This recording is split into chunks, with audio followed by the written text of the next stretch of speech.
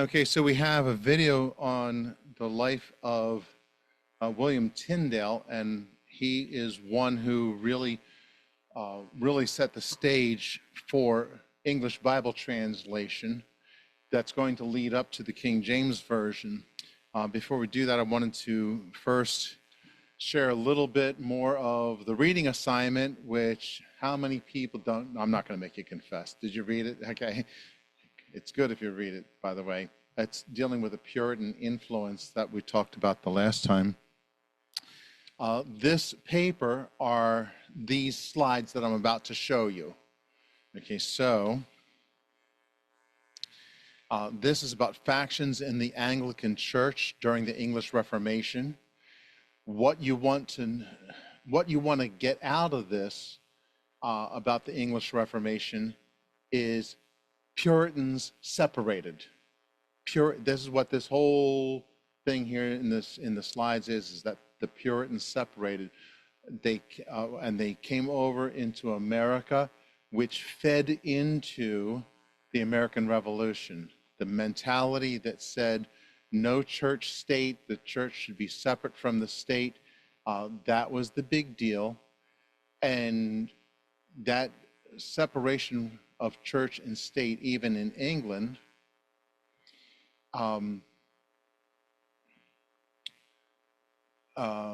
was fueled by this faction's infighting, which again helped to move the church forward.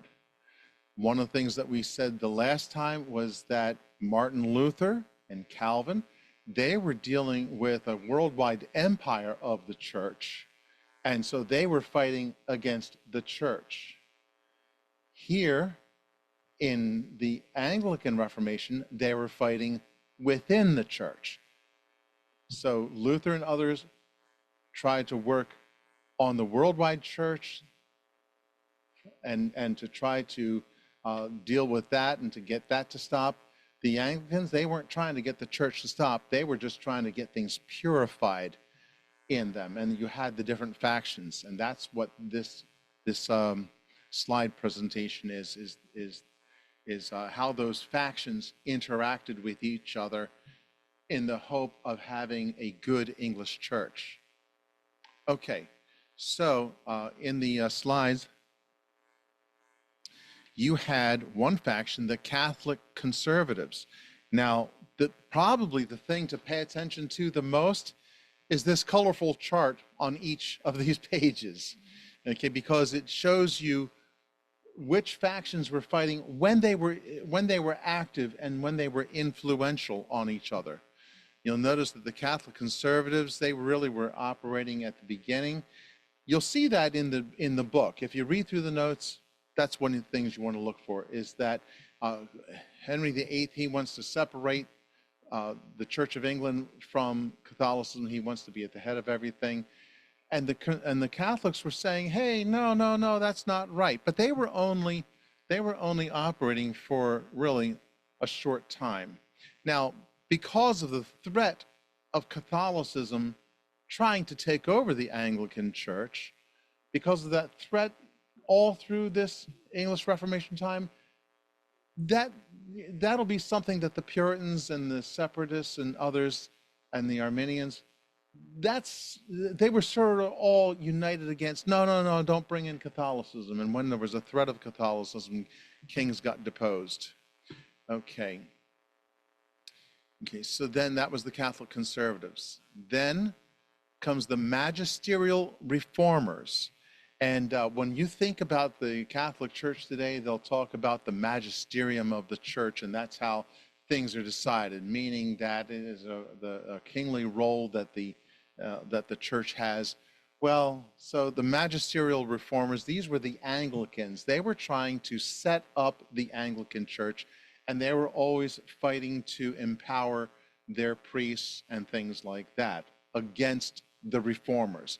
And you'll see that that's a large orange thing, and really their legacy, they became the Church of England. Their power didn't stop. This was the Anglican Church. Okay, then came the radical Protestants, the Puritans.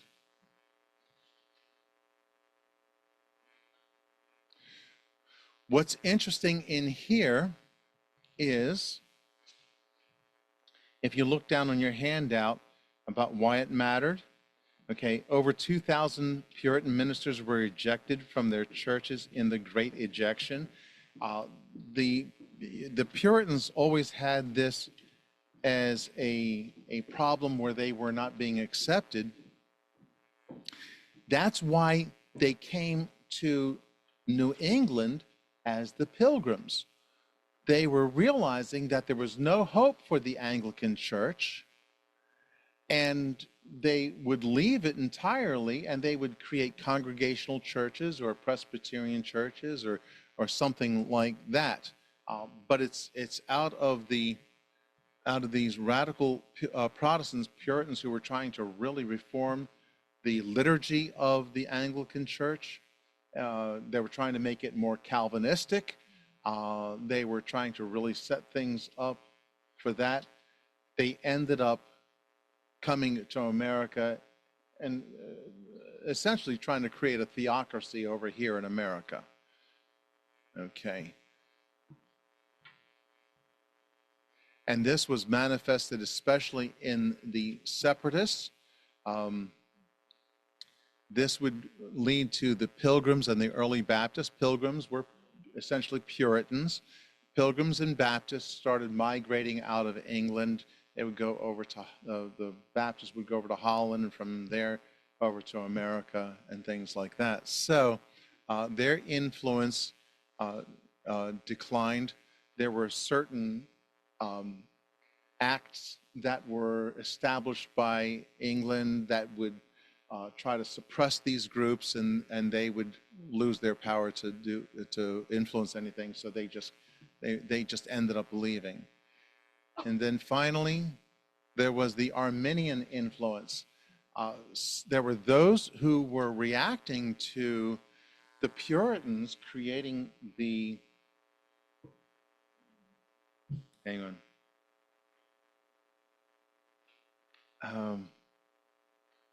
I can't think of it. Begins with a W.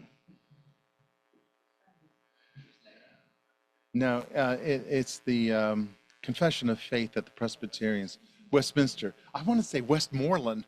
All I could get was Westmoreland, like the general in Vietnam, right? Okay, the Westminster Confession.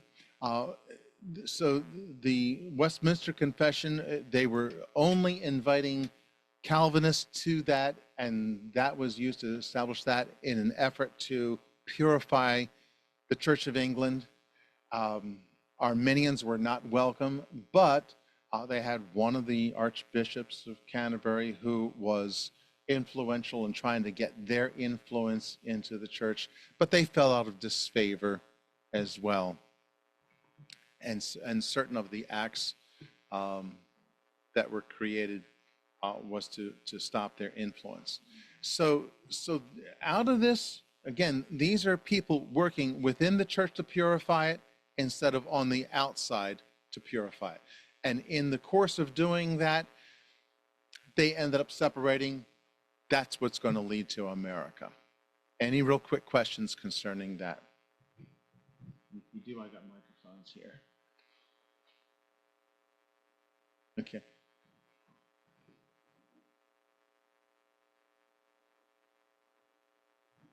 Okay, so I'm hoping that this finds itself to be a little bit helpful. And then you got that handout to look at a little bit more, to compare the notes between the book and the influence here. Okay, so basically, Calvinists wanted to influence things, Arminians wanted to influence things, the Catholics wanted to influence things. Everybody was giving up and getting acts pronounced against them, so they split. Bam, done. Okay. That's the impact of it. Yeah.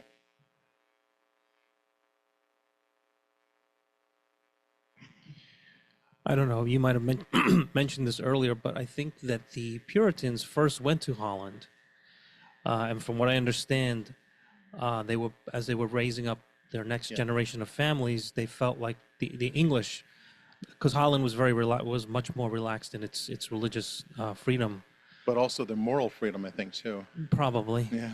But um, so they felt like they were losing their culture and their identity, which is why they went back to England, and then from England Yeah. to what is now the United States. Yeah. Especially when they had that great ejection, when the Puritan ministers in the Anglican Church were being shut down. It was especially influencing the move to America. But they had moved before that too. Yeah. And if memory serves me correctly, too, even though when they went before a council before King James, the Puritans were pretty much rejected on all points, but they did want to put together a new version of the Bible. Oh yes. In fact, that's going to come out in a video. We're going to see it and see that one in early May about the King James Bible, the history of that, and how it was done.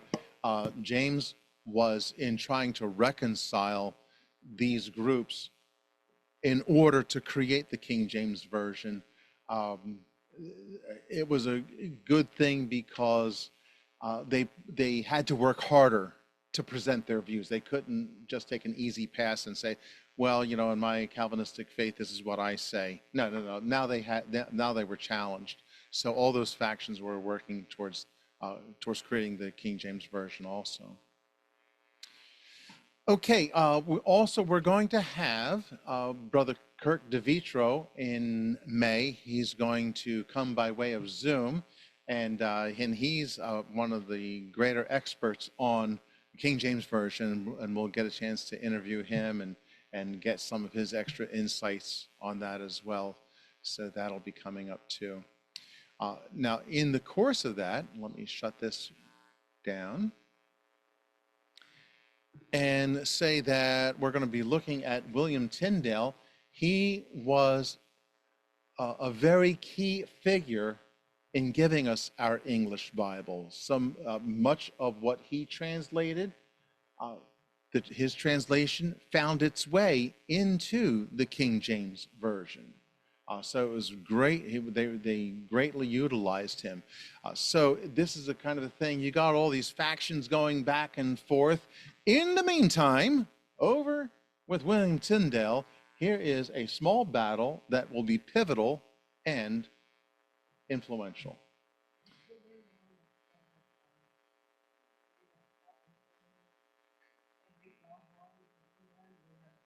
Yes.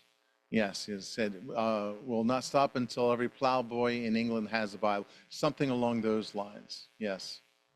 Not an exact quote, but way close enough. It'll probably come out in the thing here.